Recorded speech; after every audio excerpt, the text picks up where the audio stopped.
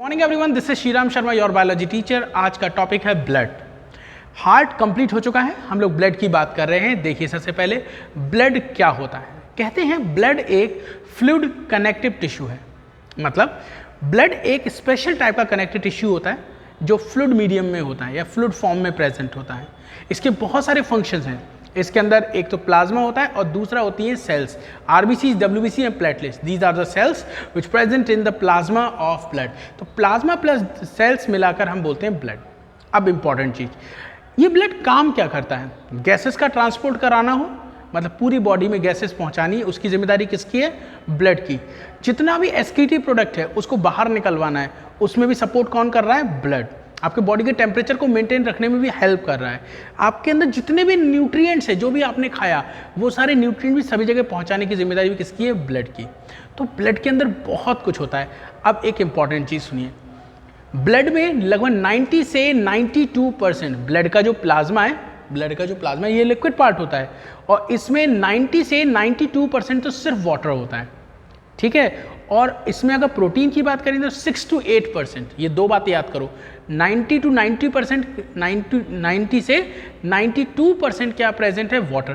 किस में water present है? प्लाज्मा में, ठीक है। और इसी प्लाज्मा में जो प्रोटीन है वो टोटल प्लाज्मा का 6 to 8% पार्ट है। अब देखिए प्लाज्मा में क्या क्या मिलेगा।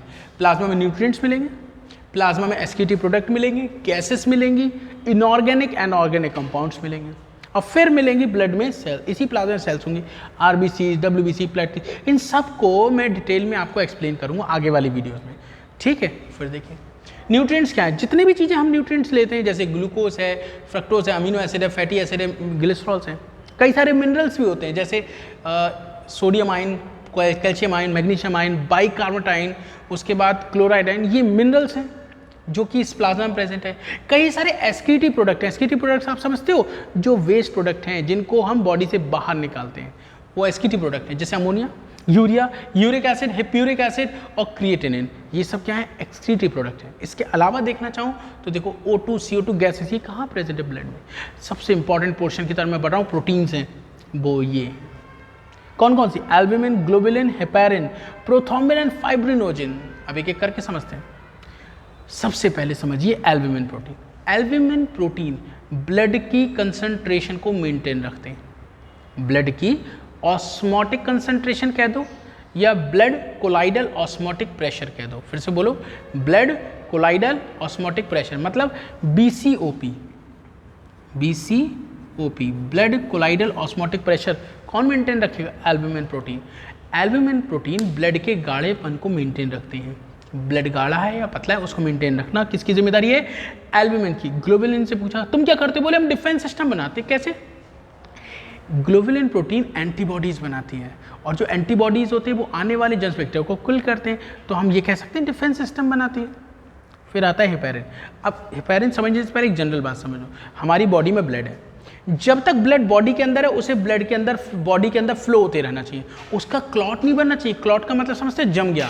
भाई देखो, ब्लड आपकी बॉडी में, ये जितने भी काम आपको दिखाई दे सारे काम कर रहा है, तो कब करेगा? जब वो लिक्विड फॉर्म होगा और फ्लो हो रहा होगा, तो बह रहा होगा, आर्टरीज में, वेन से ब्लड बह रहा होगा, तब ये अपना काम कर पाएगा।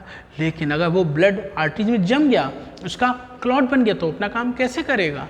ठीक है। तो दो बातें सुनो, जब तक ब्लड बॉडी में है वो फ्लो होते रहना चाहिए। जैसे ब्लड बॉडी से बाहर आए, मान लो चोट लग गई, ब्लड बाहर आ रहा है, तो उसका तुरंत क्लॉट बन जाना चाहिए, वरना सारा ब्लड बह जाएगा, ठीक है, फ्लो आउट हो जाएगा और हम मर जाएंगे ब्लड के लॉस की वजह से। तो चोट लगे तो ब्लड बाहर आए, क्लॉट बन जाए। जब तक ब्लड बॉडी के अंदर उसका क्लॉट नहीं बने, वो लगातार फ्लो होते रहना चाहिए। तो कौन जिम्मेदार है इसके लिए? बॉडी के अंदर ब्लड का क्लॉट ना बने उसके लिए जिम्मेदार है हेपेरिन, इसीलिए बोलते हैं एंटी कोगुलेंट प्रोटीन। और बॉडी से बाहर ब्लड आए, उसका क्लॉट बन जाए, उसके लिए कौन जिम्मेदार है? प्रोथ्रोम्बिन और फाइब्रिनोजिन। ये क्या है? Coagulant protein. क्या है बेटा? Coagulant protein. बात समझो, क्लॉटिंग जो है, क्लॉटिंग को कोगुलेशन बोलते हैं। क्लॉटिंग को क्या बोलते हैं? कोगुलेशन, ठीक है। मतलब ब्लड का क्लॉट बनना कोगुलेशन। कोगुलेशन जो करा रहा है वो है कोगुलेंट प्रोटीन, ये हो गई। जो नहीं होने दे रहा है वो एंटी कोगुलेंट, मतलब कोगुलेशन से रोकने वाली। तो ये तो हमने देखा ब्लड का प्लाज्मा।